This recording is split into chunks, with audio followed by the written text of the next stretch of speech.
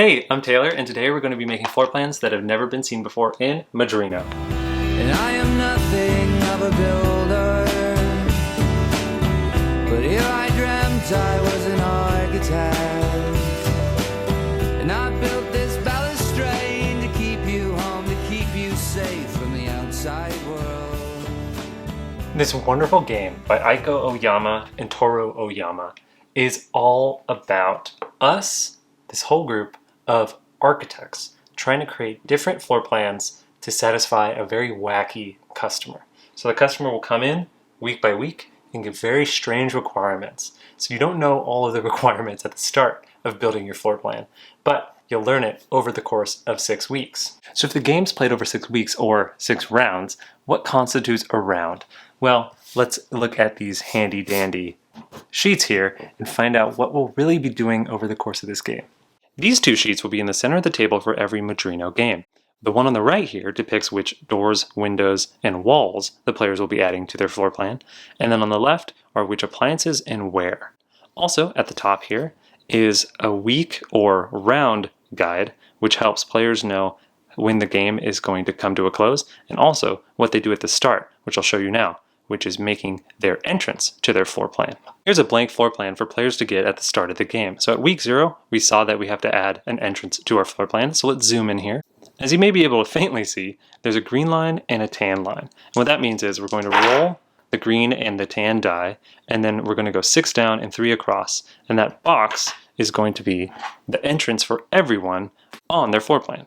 So on that dotted square, players will have to draw their entrance. And the entrance can be rotated in any way they want, but it just has to look like an entrance. So it has kind of 2 lines here and a door that swings open. Now comes the meat of the game. So we'll cross off week 0 where we just made our entrance, and players will be doing every week in 2 kind of phases. There's the walls, doors, and windows phase, and then the appliances phase. In both of the phases, they'll be rolling these 4 colored dice. In the first phase, in the windows, doors, and walls phase, you would just assign the dice to their correct spot on the right sheet here. So let's cut over to our board here. In this first part of the week, these 4 sections that got rolled all have to be added to our floor plan in some way. They don't all have to be touching, but they do have to be added somewhere on the map. And you can start with any of them, like let's say we'll start with these bottom 4 here, the 2 corner walls. So maybe we do this and this. But you can draw them anywhere, like maybe we make the 3 and the 6 way out in this corner here. So here's the 3, and I kind of draw windows like that. And you can flip or rotate things, so maybe I rotated this to match this window. So it comes across like such, and it comes back down like that. After all players have used all of the 4 dice, then we slide over to the next sheet. We'll grab the 4 dice and re-roll it. And as you can see on the bottom here, the white and gray die correspond to the location of the appliance, and the green and yellow correspond to which appliances can be made. So, players have an option of making either the tub or the washing machine in anywhere in the north, so in the northeast or the northwest part of their board. And as you can see here, each player's board will always be set to where it's pointed north. So maybe we decide to put a hot tub in this weird window nook that we've been building here, and you would just put it set to the 2 tile spaces there, because on the left you have 1 tile appliances, and then on the right you have 2 tile appliances. So stove, bath, bed, and then washing machine, sink, toilet. If the same numbers are rolled like this, then you'd have to put the appliance in that 1 section, the northwest section. Or if the same appliances were rolled, the appliance die, you'd have to only build that appliance. Once everyone's done that, we'll finish that week, mark it off on the week calendar, and then go to the next one.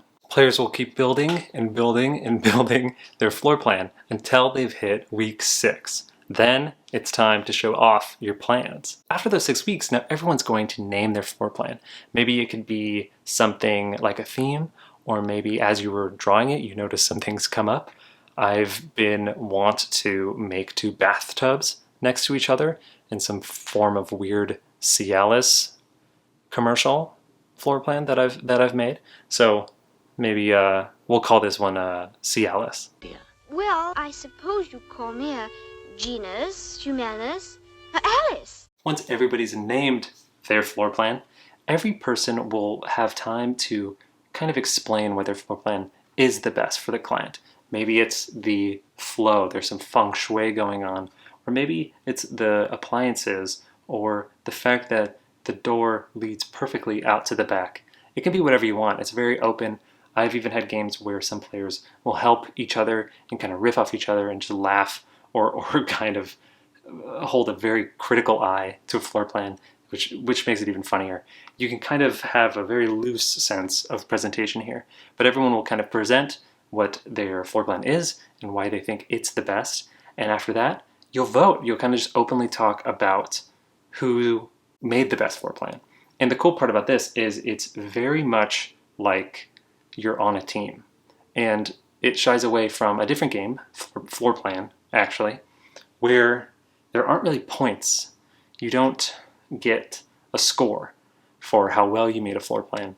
You're just openly talking. It's like you are on a team, and you want to pick the best floor plan as a group and present it to the client.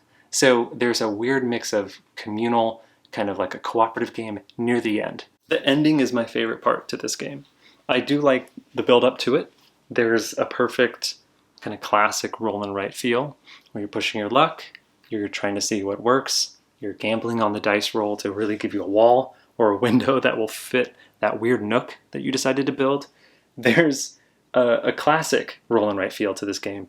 But I think this genuinely does a cooperative, competitive game perfectly.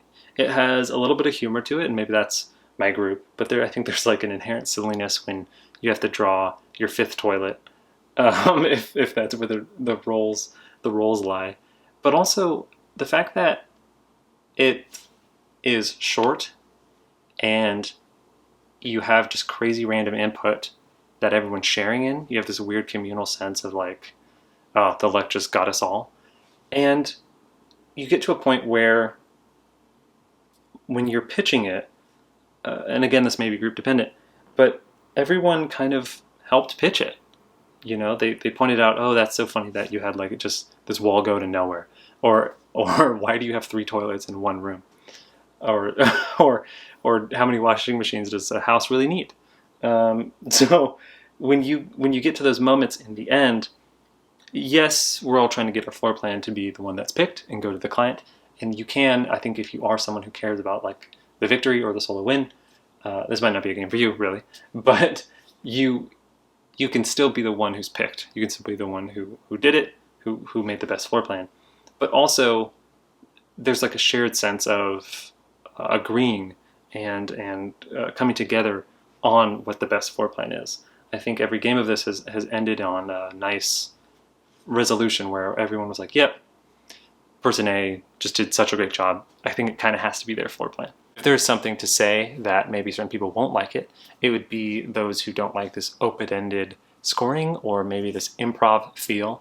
I know probably at 2 or 3 players this would be a tough one because there might be a lot of people who think their design's the best, you know?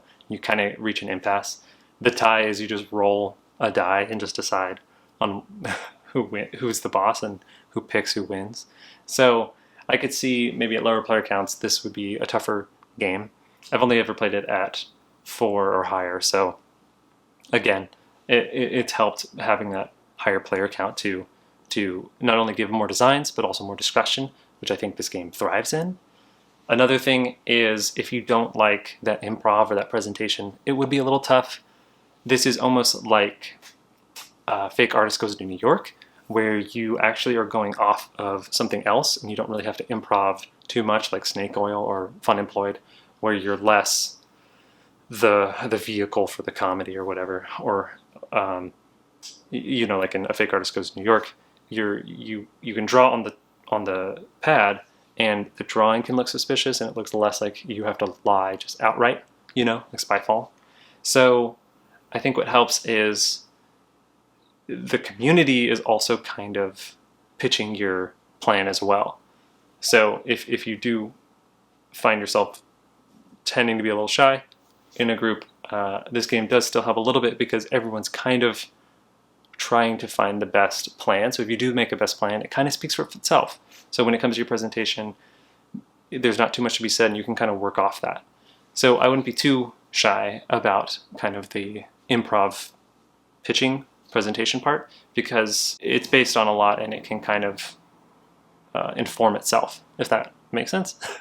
So that is Madrino, and it kind of hits a sweet spot for me where it takes the tension and the push your luck and kind of handling weird random input as a community of a roll and write game, and then the fun humor and kind of improv a little bit of a discussion game. So the mix here is amazingly fluid, amazingly thematic, and it comes together in just a beautiful package. And kind of on a personal note, this was the very first game I got when I traveled to Japan and learned about Japanese game design and the amazing kind of design space that Japan has. So it might be a little bias, but it's blossomed my love of just Japan game culture. 愛してる I love you. But thanks so much for watching.